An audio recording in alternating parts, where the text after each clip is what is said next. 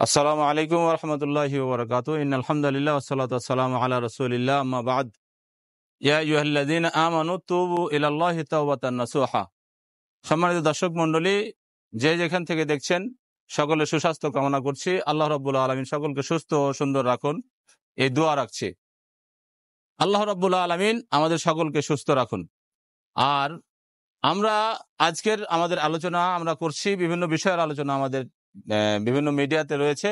আমাদের আজকের আলোচনার টপিক হচ্ছে, আমরা মানুষ জাতি হিসাবে আমাদের ভুলভ্রান্তি হতেই পারে, আমরা জীবনে বিভিন্ন ভুলভ্রান্তির সাথে জড়িত হতে পারি। আমরা কেউ একেবারে নিষ্পাপ নই, আমাদের জীবনে ভুল সামান্য হলেও থাকবে। ভুল এটা হওয়া স্বাভাবিক, কিন্তু ভুলের উপরে ইসরার করা যাবে না, ভুলের উপরে একেবারে ইতমিনান হয়ে থাকা যাবে না, ভুলের উপরেই দাঁড়িয়ে থাকা যাবে না, ভুল থেকে ফিরে আসতে হবে।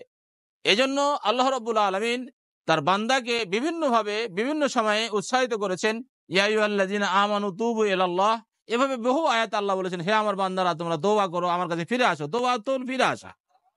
তারপরে যেমন আমি যে আয়াতটা প্রথমে পড়েছি, সেখানে আল্লাহ বলছেন, ইয়া আইয়ুহাল্লাযীনা আমানু তুবু ইলাল্লাহি তাওবাতান নাসুহা। হে ঈমানদারগণ, তোমরা পরিচ্ছন্ন, একেবারে নিষ্কলুষ, যেই তওবার মধ্যে কোনো সমস্যা নেই, এই ধরনের নাসুহা পরিচ্ছন্ন তওবা করো। তাই বলে আমাদের দেশের একজন স্বনামধন্য মুফাসসিরে কোরআন তারা বলে থাকে, স্বনামধন্য আলেমে দ্বীন বলে থাকে, এর মুখে আমরা শুনে থাকি নাসুহা নাকি এর একজন মহিলার নাম, যে তওবা করেছিল। এই নাসুহার ঘটনা আল্লাহ এখানে উল্লেখ করেছেন, আস্তাগফিরুল্লাহ। এই ঘটনার কথা নয়, নাসুহা মানে পরিষ্কার তওবা, যে তওবার মধ্যে কোনো ত্রুটি নেই। তা আমরা পরিষ্কার তওবা করব। আল্লাহ রাব্বুল আলামিন আমাদেরকে বিভিন্নভাবে উৎসাহিত করেছেন। তো সম্মানিত দর্শক মণ্ডলী, আর মানুষ ভুল করবে, এটাই স্বাভাবিক। আল্লাহ রাসূল সাল্লাল্লাহু আলাইহি ওয়াসাল্লাম বলছেন, কুল্লু বানি আদম খাত্তাউন খায়রুল খাত্তাইনা তাওয়াবুন। প্রত্যেকটা আদম সন্তান ভুলের সাথে জড়িত, এবং উত্তম ভুলকারী হচ্ছে সেই ব্যক্তি যে ব্যক্তি ভুল করার সাথে সাথে তওবা করে। সম্মানিত দর্শক মণ্ডলী, তো তওবা কবুলের জন্য কিছু শর্ত রয়েছে। যেই সমস্ত তওবা শর্তগুলো আমরা পূর্ণাঙ্গ বাস্তবায়ন করতে পারলে আপনার আমার তওবা আল্লাহ রাব্বুল আলামিন কবুল করবেন। তার মধ্যে তওবা কবুলের অন্যতম একটি শর্ত হচ্ছে আন-নাদাম। যে ত্রুটি করেছি, যে ভুল করেছি, যে অন্যায় করেছি, এজন্য লজ্জিত হওয়া, লজ্জা করা, লজ্জা পাওয়া। আমি মদ পান করেছি, জেনা করেছি, বাটপারি করেছি, রাহাজানি করেছি, যে কোনো অন্যায় করেছি না কেন, এজন্য লজ্জিত হওয়া, আন-নাদাম। দ্বিতীয় হলো আল ইকলা, পাপ থেকে সম্পূর্ণ বিরত থাকা। এই পাপ যেটা করছিলাম সেটা থেকে বিরত থাকতে হবে। তৃতীয় নম্বর হলো আল আজমু আলা আদমিল উদা, আবার পুনরায় সেই পাপে ফিরে না যাওয়ার অঙ্গীকার করা। চতুর্থ হলো আল ইখলাস, ইখলাসের সাথে আল্লাহর সন্তুষ্টির জন্যই তওবা করা। আরো এর সাথে যুক্ত হতে পারে, আপনি যদি মানুষের হক নষ্ট করে থাকেন। 5 নম্বর হলো কারোর হক নষ্ট করে থাকলে সে হক ফিরিয়ে দেওয়া।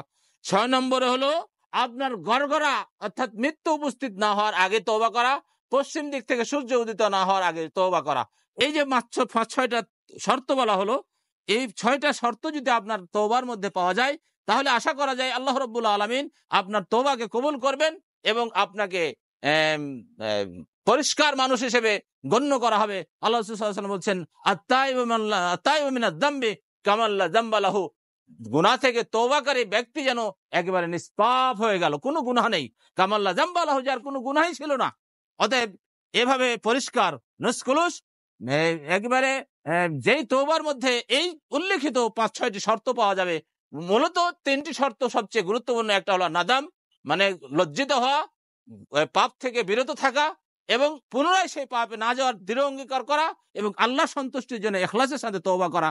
এই 4টা শর্ত, এবং সাথে যদি কারো হক নষ্ট করে থাকেন তাহলে হক আদায় করে দেওয়া। এই উল্লেখিত শর্ত কয়টি যদি আপনার তওবার মধ্যে পাওয়া যায়, আশা করা যায় আল্লাহ রাব্বুল আলামিন আপনার তওবাকে কবুল করবেন এবং নিষ্পাপ ব্যক্তি হিসেবে গ্রহণ করবেন। আসুন আল্লাহ রাব্বুল আলামিন আমাদেরকে উল্লেখিত শর্ত অনুযায়ী তওবা করে নিজেকে একজন পাক মুক্ত, পাক পঙ্কিল মুক্ত, একেবারে ঝঞ্ঝাট মুক্ত, পরিষ্কার মানুষ হিসেবে ইহকালে বাঁচার এবং পরকালে যাত্রী হওয়ার তৌফিক দান করুন। আল্লাহ তুমি কবুল করে নাও, আমিন। ওয়া আখিরু দাওয়ানা আলহামদুলিল্লাহি রাব্বিল আলামিন। আসসালামু আলাইকুম ওয়া রাহমাতুল্লাহ।